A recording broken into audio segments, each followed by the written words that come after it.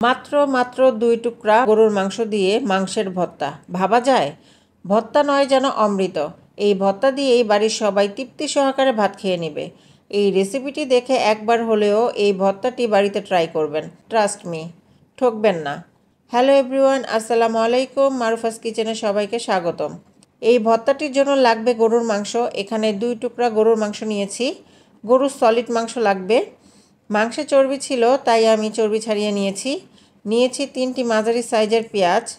একটি পেঁয়াজকে 4 টুকরা করে কেটে নিয়েছি 4 কোয়া খোসা ছাড়ানো রসুন, কয়েকটা আদার টুকরো, 3টা কাঁচামরিচ আর পছন্দ মতো ঝালের জন্য শুকনো মরিচ।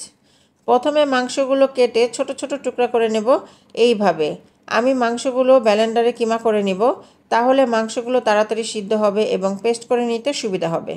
এখন চুলায় একটি কড়াই বসিয়ে দিয়ে দিব 2 টেবিল চামচ পরিমাণ সয়াবিন তেল। এখন শুকনো মরিচগুলো টেলে নেব।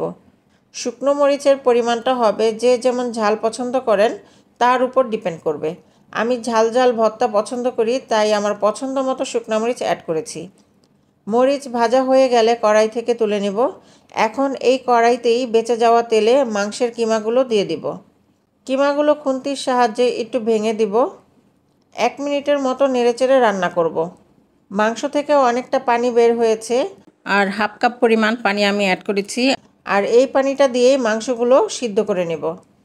এখন দিয়ে দিব পরিমাণ মতো লবণ, দিয়ে দিব 1/4 চা চামচ পরিমাণ সাদা গোলমরিচ গুঁড়া। আমি আঁচটাকে লোতে রেখেছি। এখন দিয়ে দিব কাঁচামরিচ, দিয়ে দিব পেঁয়াজ কিউব, এখন দিয়ে দিব রসুনগুলো, দিয়ে দিব আদার টুকরো। সব কিছু অনবরত নেড়েচেড়ে ঢাকনা দিয়ে ঢেকে 8 থেকে 10 মিনিট ভেজে নেব। এই কাজটা লো আঁচেই করতে হবে। 10 মিনিট পর এগুলো কড়াই থেকে একটি প্লেটে ট্রান্সফার করে নিচ্ছি। এখন এগুলো শিলপাটায় বেটে নেব। কেউ চাইলে ব্লেন্ডারে পেস্ট করে নিতে পারেন, তবে সেক্ষেত্রে ভর্তাটা পানি পানি হয়ে যাবে এবং খেতে তখন ভর্তার আসল স্বাদটা পাওয়া যাবে না। তাই ভর্তাটা আমি শিলপাটায় বেটেই তৈরি করব। প্রথমে শুকনো মরিচগুলো বেটে নিব। এই জন্য পাটায় দিয়ে দিলাম শুকনো মরিচ। সামান্য পরিমাণ লবণ দিয়ে দিব। আমি সব কিছু ভাজার সময় লবণ দিয়েছিলাম, তার উপর ব্যালেন্স করেই লবণটা দিচ্ছি।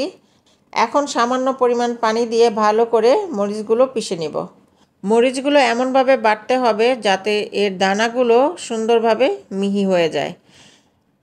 এখন দিয়ে দেব ভেজে রাখা উপকরণগুলো। ভালো করে সব কিছু পিষে নেব। সব কিছু বাটা হয়ে গেলে দিয়ে দিব 1 টুকরো লেবুর রস, দিয়ে দিব পরিমাণ মতো সরিষার তেল। এখন সব কিছু ভালোভাবে হাত দিয়ে মাখিয়ে মিশিয়ে নেব। ব্যাস তৈরি হয়ে গেল গরুর মাংসের ভর্তা। আমি এই ভর্তাটা দিয়ে ছোট ছোট বল তৈরি করে নিচ্ছি। একটি ভর্তার বল দিয়েই 1 প্লেট ভাত শেষ করে নেওয়া যাবে। একবার হলেও এই ভর্তাটা বাড়িতে ট্রাই করবেন।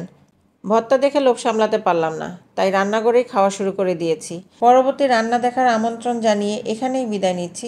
আল্লাহ হাফেজ।